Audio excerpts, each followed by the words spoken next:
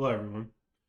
It's MOBSouth, and today we'll be talking about the backfire effect in gaming and how it pertains to gaming and just real life and media as a whole. So before we dive right in, like, comment, subscribe if you enjoy this video, and let's dive right in. So what the backfire effect is.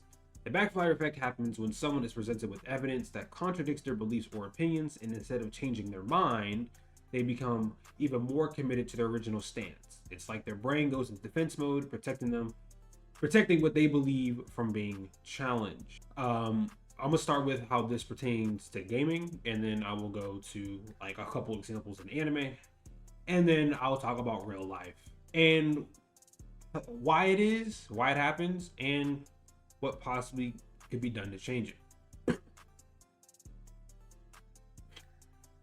So, for a couple of examples in gaming, would be game critic reviews versus fans' opinions. I'm going to talk about one example really for that.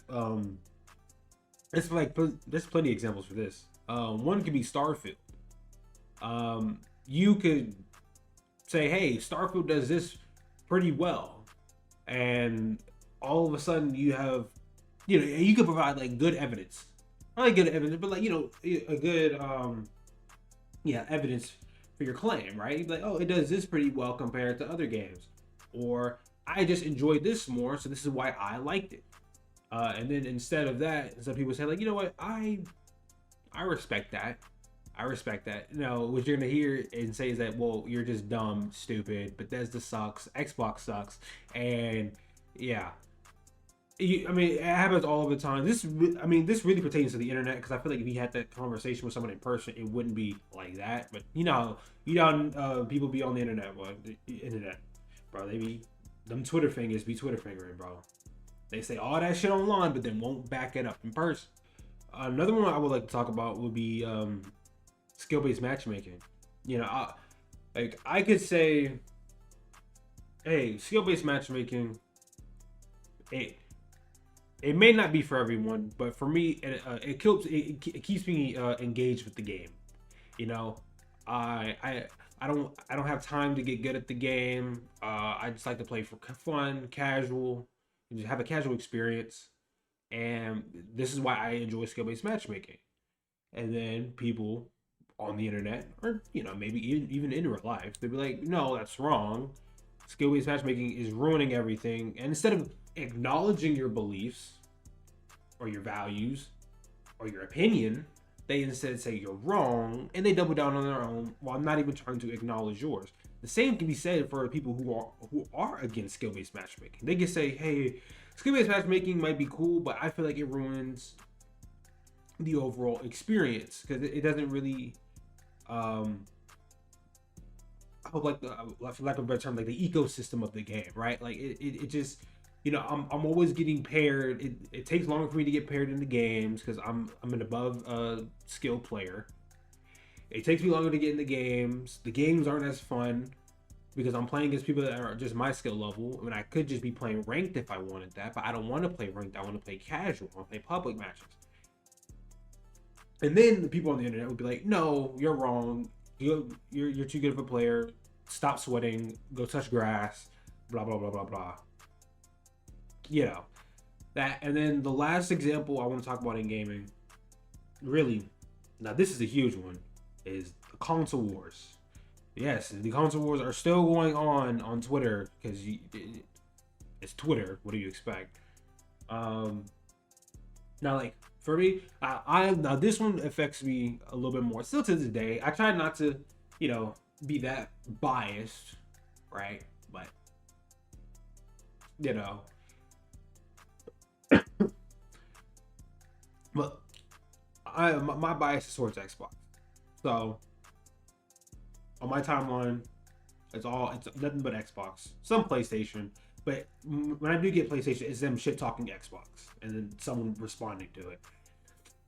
So, like, for Xbox, right? Because both PlayStation and Xbox have a fuck ton of fanboys that will defend them with their life. So,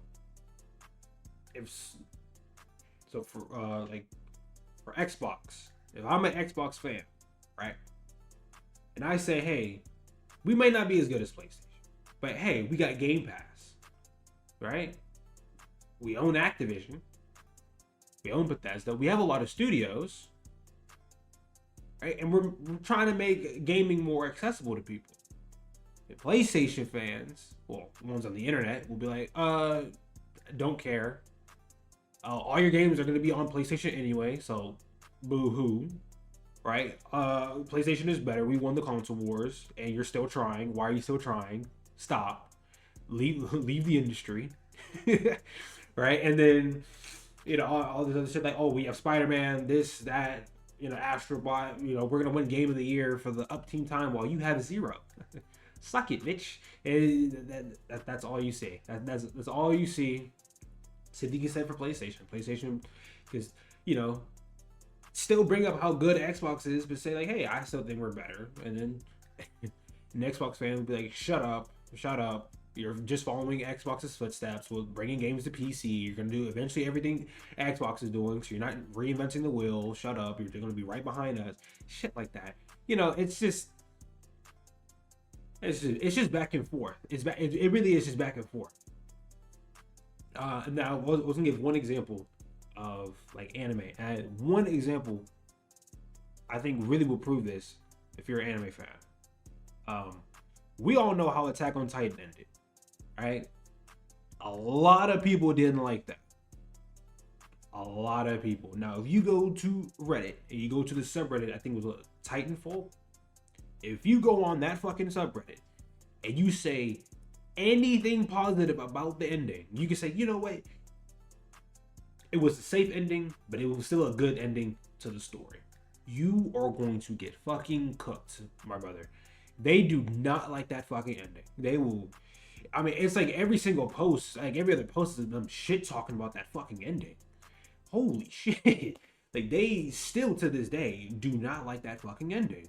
And it ended, what, like 3-4 years ago? Jesus. But like, but that's just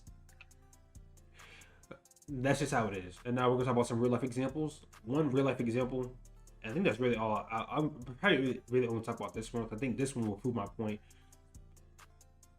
hugely. The vaccination debate and how vaccines cause autism. It was said that before, because a doctor who did, I don't think he did like any, I don't know. He said vaccines cause autism, and there's been extensive amounts of research claiming that vaccines do not cause autism. They are not correlated, because correlation does not equal causation, or is it causation doesn't equal? No, it's correlation doesn't equal causation. My bad. So they might correlate, but there is no cause between, like, vaccines don't cause autism. Autism doesn't cause vaccines, if that were a case. Like, I don't know how that would happen, but you get what I'm saying. Like, there is no cause and effect relationship between the two. But if I go to a anti-vax, right-wing, whoever, and I say, hey, you're scared to give your kids a vaccine, you're setting them up for failure. They're gonna die. They're gonna die because there's so many diseases out there that we have vaccines for, that if they catch it as a kid, they're going to die. Their immune system is not built for it. So you're gonna end up getting your kid killed. And they'd be like, well, no, vaccines cause autism, and I don't want my kid to have autism. So then they forget whatever you said without acknowledging it, without doing their own research, and they just keep on going about their life, and then their kid dies. That's I mean, but you get what I mean. So why does the backfire effect happen? It's tied to cognitive dissonance. So when we hold a belief and a new information contradicts it, our brains experience discomfort. Instead of adjusting our beliefs, we often choose to reject the new information and protect our existing ideas. This is especially true when the belief is tied to our identity, whether it's being a fan of a particular game, supporting a political party, or being part of a social movement. essentially, we all live in echo chambers. We all live in echo chambers due to social media, friends, whatever. We always, specifically with social media, when you constantly interact with a form of content, and the algorithm is going to keep on giving you that, right? So if I'm right wing or left wing, right, and I keep on interacting with that specific form of content, I will those beliefs, those morals, those values will become my entire world view. So when something comes in and contradicts those beliefs, we, like I said before, experience discomfort because we're human. We don't like being wrong. Who the hell likes being wrong? We like to be right all the time. But the thing is, we hate being so wrong here is because we think that's our entire world view. So how do we break through it? How do we break through the backfire effect? It's gonna be tough, but you're gonna have to be open. You're gonna have to challenge your views. I'm gonna say it depends on what your values and morals and beliefs are. Because if they're religious, I'm not gonna be the one to tell you to go challenge them. If you want to challenge them, go ahead. I mean, you're a grown ass person. I can't tell you what the fuck to do. But if you can't challenge those, that's fine. But you probably can challenge other beliefs in morals and whatever. Like let's say you're an atheist, but you are anti-abortion, right? Go out and have, or just look it up and just have an open mind, open conversations with someone who is pro-abortion and see why they believe that. And then you don't necessarily don't have to change your beliefs, but you just go out and then just see what other people believe, see other viewpoints, and that can give you more of an understanding of the entire world and not just your world view that you got through an echo chamber. Just go out and challenge your beliefs, your morals, your values that are able to be challenged, right? Like if you're religious and you don't want to challenge your religion because that's tied to you, it's fine. But want to, go ahead. So that's all I have today. So the backfire effect is something we all experience from time to time. I know some people more than others, right? Like another example for me, I hate Modern Warfare 2019. I hate that game. I hate it with a fucking passion. You could give me any sort of evidence saying, hey, it brought people back into COD, it brought Warzone. I'm like, yeah, fuck you, fuck that game. Well, I wouldn't say fuck you, but I'd be like, shut up. Who cares? Modern Warfare 2019, it sucks. It's bad, but I then will grow to acknowledge that, hey, you know what? I might not like the game. The game is terrible. It's poorly designed. Its maps are terrible. Was when it first started. Its maps are terrible. Guns suck. The weapon leveling sucks. The mask sucks. Right? But it brought people back to COD, multiplayer, and Warzone. So it ended up doing more good than bad. So then I have to just deal with that. So like I said, that's all I have today. Let me know what you think about the backfire effect. Do you experience it? And if you are experiencing, what are you doing to change it? Have an open discussion in the comments. And said before, if you enjoyed this video, like, comment, and subscribe. And I'll try to do more of these. But all in all, see you in the next one. I'm in the whip with authority, looking like Sky Bree, she got a body, ayy. And she been calling me daddy lately, want me to put her in Cartier's, and the bitch deserve it. Put in work for the money, she earn it. Give me top every night, lip service. Never gotta block these hoes, she worth it. I'm out in Abu Dhabi with a bad bitch, look like